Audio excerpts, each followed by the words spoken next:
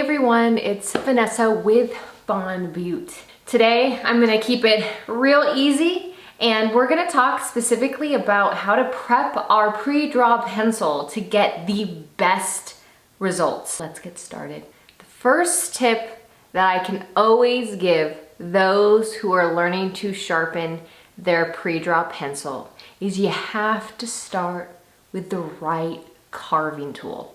I've learned exactly the one that gives the best and quickest sharpness to my tool, a box cutter. These babies are sharp. You do always want to be very mindful when you're near any kind of sharp tool, but in my experience, this puppy is going to give me that super crisp edge. Now, the pencil. If you haven't already heard, Bon Butte launched their very own permanent makeup pre-draw pencil. It's the best. It is made with enough formula to make it super creamy that it will glide on the skin as you're drawing. But it's not so emollient that it's just kind of smudging on contact with skin. The longer we can keep our really crisp taper edge in our pencil, the more our strokes will mimic similarities, which is important for us as artists to have that visual consistency in our pre-draw work. You should be able to use this black pencil on a fair client and still get the result without overwhelming the client with all this black tone. That takes control in your hand movements and pressure. But we'll get more into that later on when we come to the technique of practicing pre-draw. We're gonna just focus right now on how to sharpen your tool. I'm gonna talk to you a little bit about some key factors that you wanna look for. If it's a brand new pencil, definitely our Bon Butte pencil, sometimes this little string is very, very short. So a little trick I learned is if you kind of make a little bit of an incision, like so, it'll kind of make it a little easier for that string to be pulled down, priming your pencil to be carved. I like a really tapered edge, and I'm gonna break that down a little bit. So I'm gonna pull this down a little bit.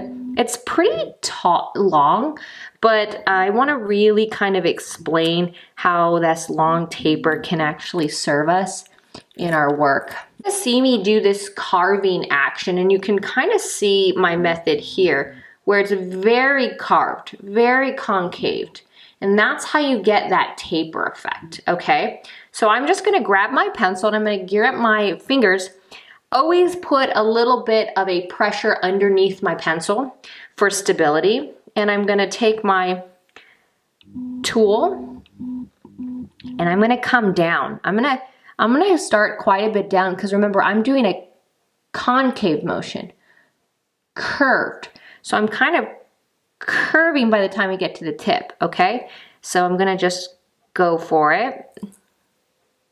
Okay, and now I'm actually increasing my motion up to the top because I don't need to carve down here very much because this is really just the beginning. It's not really the main focus of my tool. So now I'm getting to the tip, and what you notice, I'm doing this kind of rocking back and forth.